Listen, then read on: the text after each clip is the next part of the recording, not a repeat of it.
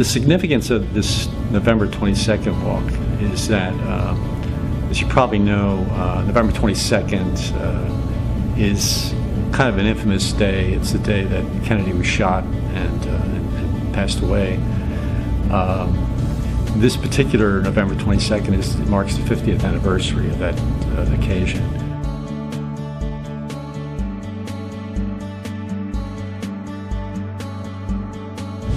Well, I started Free Walkers with the idea of wanting to walk 50 miles. And that had to do with this idea of what I tried to do when I was 15 years old. It happened back then. There was this fad to try to walk 50 miles, and a lot of people did it. It was an odd situation, to say the least, that people would even try to walk 50 miles back then when running was even popular. He tried to show through his military that if they could walk 50 miles, that the country was fit, at least his military was fit, and that the country might follow the example of the military. And what happened was, before he could even get the order out, basically, many people started trying to walk 50 miles, and it became an odd occurrence all over the country, basically. And so back then, that was the summer of 1963, I and a group of 3 other friends, we decided we would try to walk 50 miles. We had the summer off, we had nothing to do, we were teenagers, and it seemed like a good idea at the time. So the 50 miles represented an adventure. It represented something that we thought at 15, we were in great shape and we could do anything we wanted to do. We could certainly do this. So we set out doing that, and we got about 38 miles finished, and we gave up basically as it got dark, and we got really, really tired. But we almost got there, and it was something that, you say to yourself, if only I could have done it.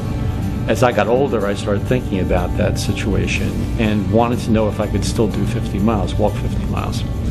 And I tried to figure a way to do that in the way things are now with highways and streets and so forth. It wasn't quite easy to find a route to go 50 miles to walk.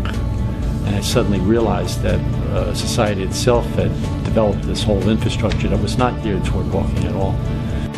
What I ended up doing was finding a path through the help of the East Coast Greenway, a route that we could take to do 50 miles. And I decided I would do this and maybe try to get some other people to be interested enough to join me in it. And I tried my friends, and we tried a list of my contacts and so forth. And then before you know it, the Greenway was helping get the word out, and we posted some flyers, and we got the very first time we put out the word on a 50-mile walk, which pretty much was unheard of at the time, back in 2010, I guess.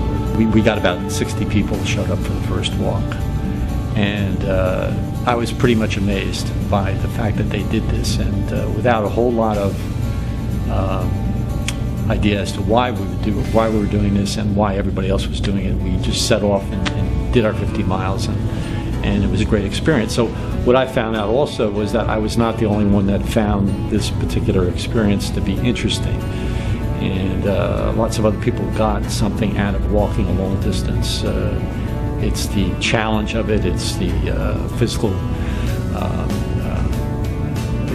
challenge, the social aspect of walking with a group of people and meeting a lot of people. I thought that, well, maybe we should do this again. And then another walk followed 6 months later, and we repeated the walks every year since. We've repeated those first 2 walks for 4 years now. And we've also added many, many walks in addition to that. And we've created this network of interested people that like to walk long-distance walks for whatever reason they do it. What we were thinking, Ray Smith and myself, Ray is director of Free Walkers down in Washington, D.C. We plotted on what to do about celebrating the event, because it's a tragic day in the sense that 50 years have passed, but it's also a day to honor his legacy. He had this ability to challenge people to do things greater than they thought they could do. I mean, essentially, that's what Free Walkers is about.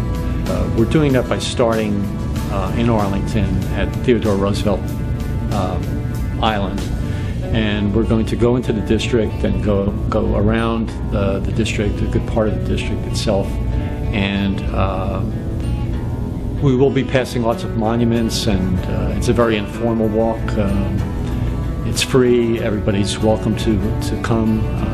We want a big crowd if we can get a big crowd to join us. And it'll take most of the day to do this, and we will end up in across the mall and back over the river in Arlington National Cemetery, and we'll be at JFK's gravesite, the Eternal Flame, and we will have a ceremony at that point, a brief ceremony around 2 o'clock. I think this will be a way that will honor him and also get people actively involved in the memory and the experience of JFK and what he left for us.